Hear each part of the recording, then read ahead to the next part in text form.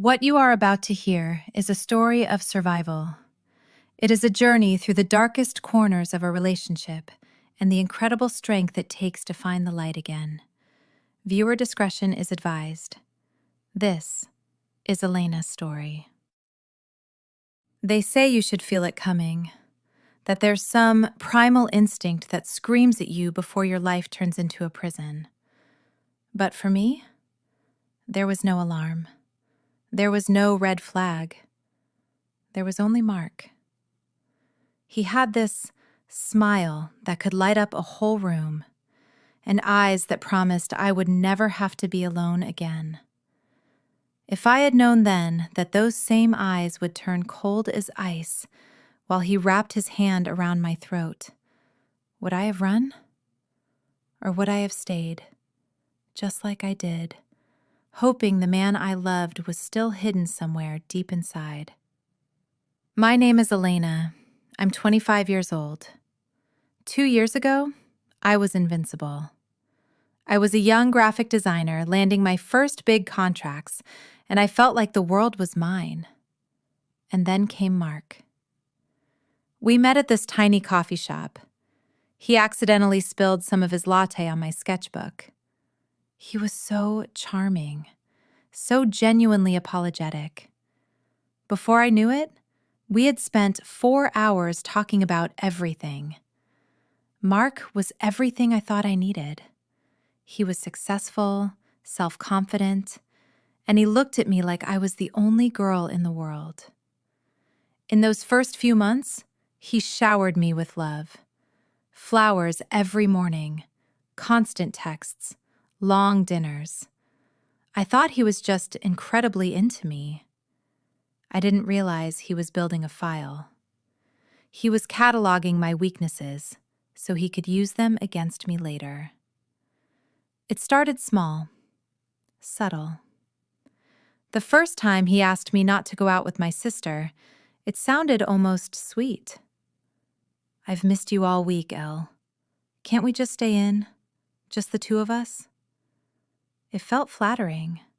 Someone wanted me so much they were jealous of my time. So I canceled on my sister. Then my best friend. Then my parents. Without even noticing it, my world was shrinking. He was drawing an invisible circle around me, and no one was allowed inside, except him.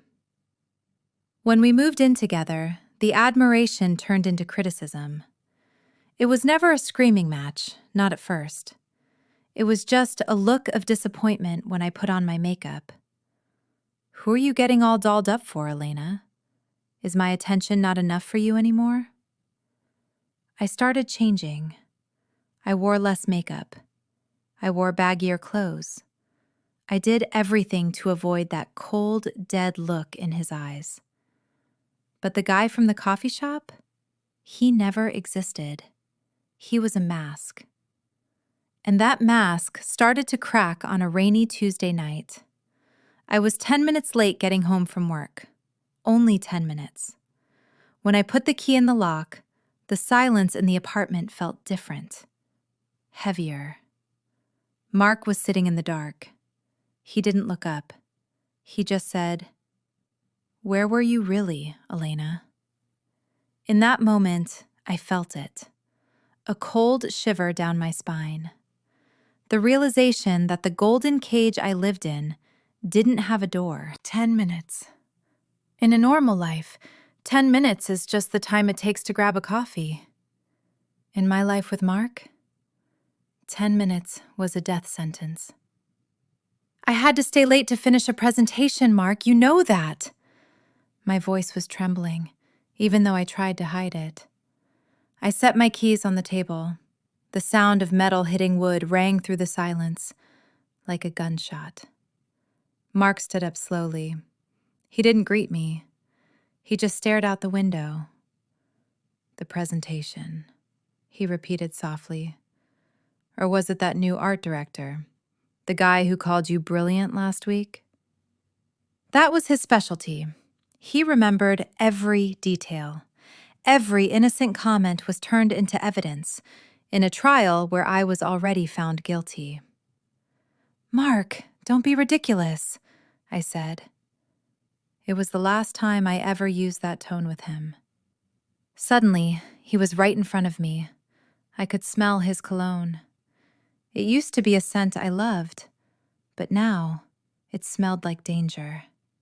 He grabbed my chin, not hard enough to bruise, but hard enough to force me to look at him. "I'm the only one who truly loves you, Elena," he whispered. "The world out there, they just want to use you. I'm the only one protecting you."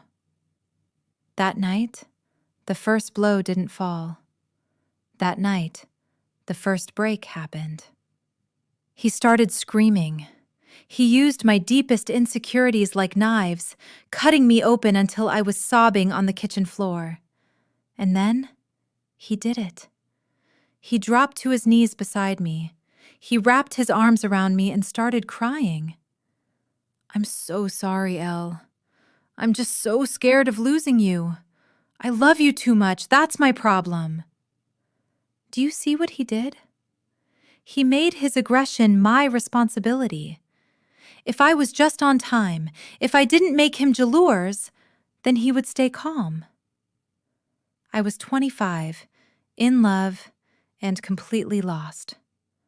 So I comforted him. I apologized to the man who had just destroyed my soul. The first actual hit happened a month later.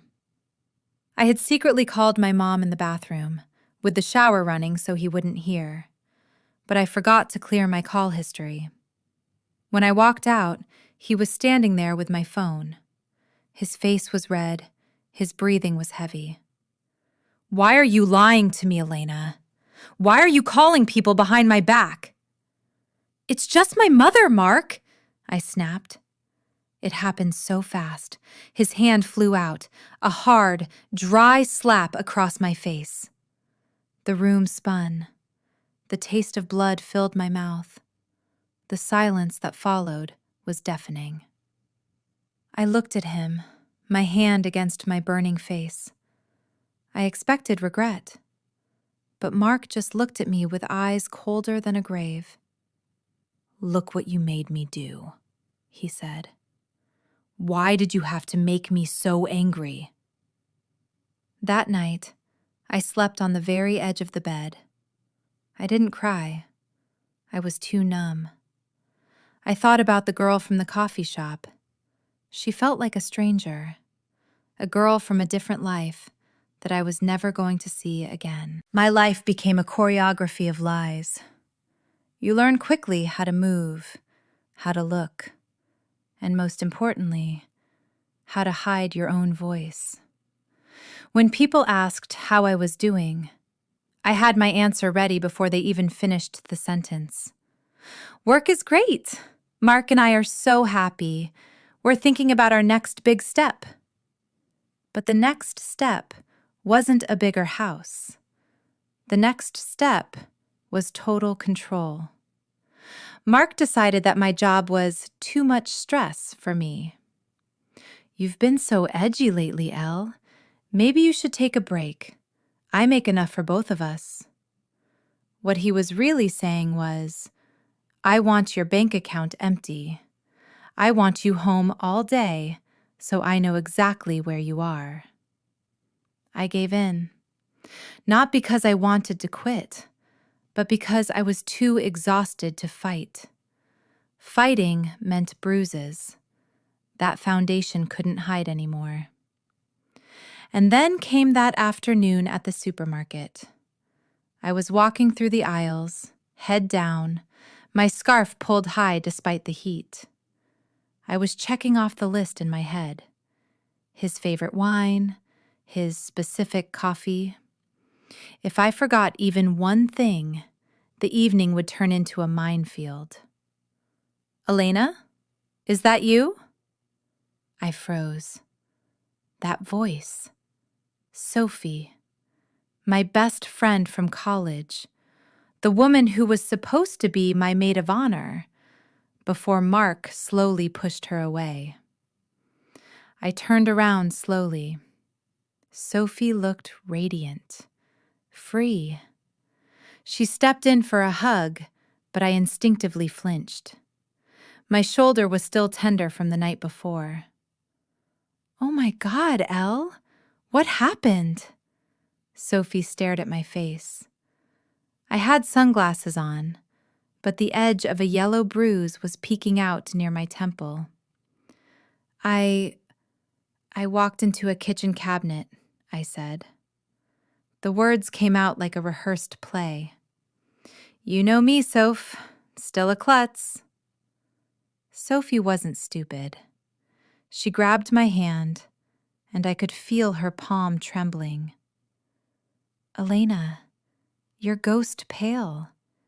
This isn't you. Is it Mark? Please, just tell me the truth." For 1 second, one fraction of a heartbeat, I wanted to collapse and scream everything. "Help me. He tracks my car. He hits me when I cry." But then, my phone vibrated. A text from Mark. "Where are you? Are you gossiping again? Get home.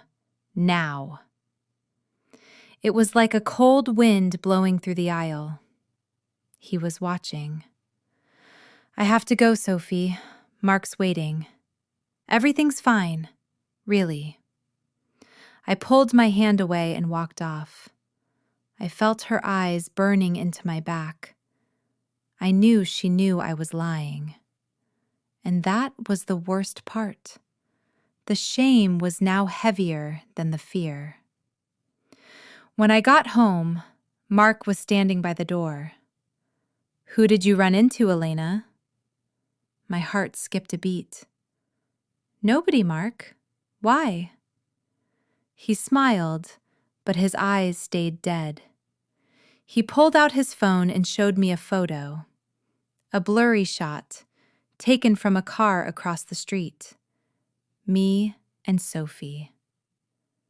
"Don't ever lie to me again," he whispered. He grabbed a bottle of wine from the bag and dropped it.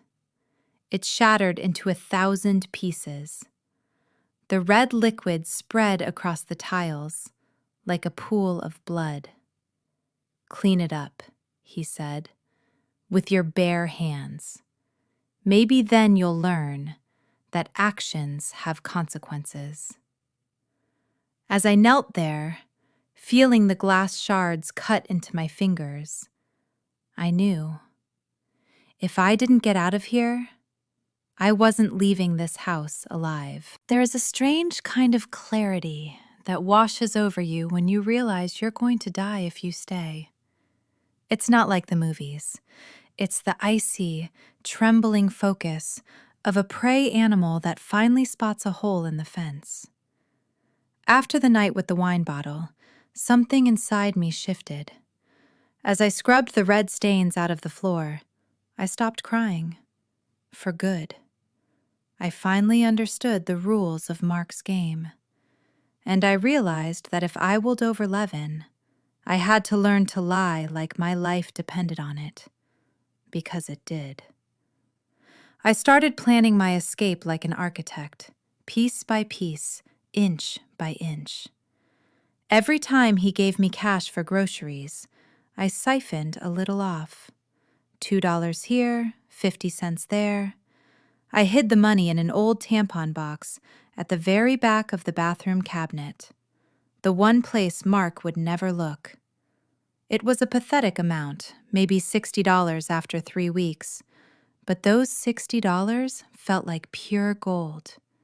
It was my ticket to a life where I could breathe. Mark, meanwhile, was becoming more unpredictable. The violence wasn't a reaction anymore. It was just weather. He hit me because it was raining. He hit me because his coffee was too hot. He hit me because he caught me, thinking for myself. But I had developed a new shield, dissociation. While his hand hit my face, I wasn't really there. I was counting the cracks in the ceiling. I was mentally rehearsing the route to the train station. I looked at him and didn't see a man anymore. I saw an obstacle, a natural disaster I had to survive. My biggest risk was Sophie. She had called me 3 times, but I didn't pick up. I knew he was listening to my calls through the smart home hub he installed to keep me safe. So, I did something I never thought I'd be brave enough to do. I knew Mark took a shower every afternoon at 3 p.m., exactly 15 minutes. That was my window. I wrote a note. No names, no details, just Tuesday, 11 a.m., the public library. Help me. I tucked it into the lining of my coat. The next day, when I was allowed to go to the bakery, I saw Sophie's car parked down the block. I walked past her car, pretended to trip, and dropped the note through her open window. I didn't look back. I didn't stop. My heart was thumping so hard, I thought the people on the sidewalk could hear it. That night, Mark was unusually quiet. He sat at the dinner table, twisting his wedding ring around his finger. "You were gone a long time at the bakery today, Elena." My stomach dropped. "There was a line, Mark. The ovens were down." He stood up and walked slowly around me. He leaned in and sniffed my hair, like he was trying to catch the scent of betrayal. "I don't like liars, Elle. You know that. Lies break my heart, and when my heart breaks, yours does too." I didn't sleep that night. I lay perfectly still, listening to his breathing. In my head, I replayed the plan. Tuesday, 3 days away. I already had my go bag packed in my mind. My passport, the stashed cash, and the one photo of my grandmother he hadn't ripped up yet. I knew that if he caught me, I'd be in the newspaper the next day. Not as a designer, but as a statistic. Tuesday was my only shot, and the clock was ticking. Tuesday morning, 9 a.m. The house smelled like expensive coffee and stale fear. Mark had left for the office, but his presence still hung in the hallways like a suffocating fog. When he kissed me goodbye, he gripped my arm tighter than usual. "Behave yourself today, Elena," he whispered. It was like he could smell the adrenaline in my skin, like he knew. I had exactly 2 hours. I moved like a machine. I grabbed the tampon box from the bathroom cabinet, $67.80, my entire fortune. My passport was already tucked into my waistband. I threw everything into a simple grocery bag, no suitcase. A suitcase would show up on the security camera. A grocery bag looked like an errand. I looked in the mirror one last time. "Today it stops," I told the girl in the reflection. Or today, everything ends. I was at the front door. My hand was on the handle, and then I heard it. The sound of a car pulling into the driveway. My heart stopped. It was only 10:15 a.m. Mark never came home before 6. Never. I heard the engine cut out. The car door slammed. Bam! It sounded like a gunshot. I couldn't go out the front. I'd walk straight into him. I sprinted back to the kitchen, shoved the bag into the washing machine, and piled dirty towels on top of it. I was standing at the sink, hands trembling under the water, when I heard the key turn in the lock. Mark walked into the kitchen. He wasn't angry. He was smiling. And that smile was more terrifying than any scream. "Thought I'd surprise my girl with an early lunch," he said. "You look pale, Elle. Aren't you happy to see me?" The next 40 minutes were the longest of my life. I had to watch him slowly eat while the clock mocked me. 10:30, 10:45. Sophie would be at the library in 15 minutes. If she didn't see me, she might leave. "I'm thinking we watch a movie this afternoon," Mark said. "Let's close the curtains and just disappear. Just you and me." That was it. The final door closing. If I didn't move now, I was never getting out alive. "We're out of milk," I blurted out. My voice cracked. Mark narrowed his eyes. "Then drink your coffee black, Elena." "No," I said. The strength in my own voice startled me. "I need the walk. I have a migraine, Mark. Let me just walk to the corner store. 5 minutes. I need the air." He stared at me. The silence lasted an eternity. 5 minutes, he said finally. "I'm setting a timer on my phone. If you aren't back, I'm coming to find you." I didn't run, not at first. I walked down the driveway, shoulders straight, feeling his eyes burning through the window into my neck. Only when I rounded the corner did I start to sprint. I didn't look back. I didn't think about my old life. There it was, Sophie's old car. I ripped the door open and threw myself inside. "Drive!" I screamed. "Sophie, go! Now!" As she floored it, I looked in the side mirror. I saw a figure appear on the corner. It was Mark. He wasn't running. He was just standing there, perfectly still, watching the car get smaller and smaller. I started to shake. Not just a little. My whole body was convulsing. The air in my lungs felt freezing, but it was the sweetest thing I had ever tasted. I had nothing. No money, no home. But for the first time in 2 years, I wasn't property anymore. Leaving isn't the end of the story. It's just the beginning of a different kind of battle. The first few weeks were a blur. I stayed in a shelter, a place with no address, behind reinforced doors. For the first few nights, I didn't sleep at all. Every time a door closed, every time a car pulled in, I'd bolt upright. My body was free, but my mind was still trapped in that penthouse. I was afraid of shadows. I was afraid of my own phone. Because Mark didn't just let me go. The emails started first, hundreds of them. Sometimes they were filled with love. "Elena, come home.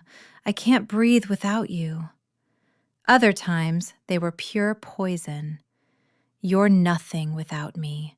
I will find you."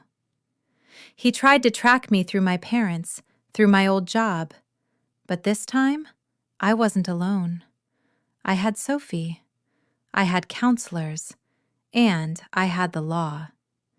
The moment I signed the police report, it felt like I was dropping 1,000-pound weight.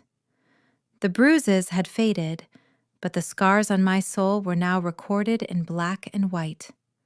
It was the truth. And the truth is the only thing a man like Mark can't survive. It's been a year now. I live in a tiny studio apartment. It's not luxury, and the furniture is secondhand. But these walls, they belong to me. The silence in my home isn't heavy with a threat anymore. It's light with peace. I've started drawing again. In the beginning, my sketches were dark, but slowly the color came back. I work as a freelancer now. Every time I sign a new contract, it's a victory. I earn my own money. I wear the clothes that I think are beautiful. Sometimes I see a man on the street who looks like him. My heart still skips a beat. That fear might never fully disappear. But the difference is, I don't freeze anymore.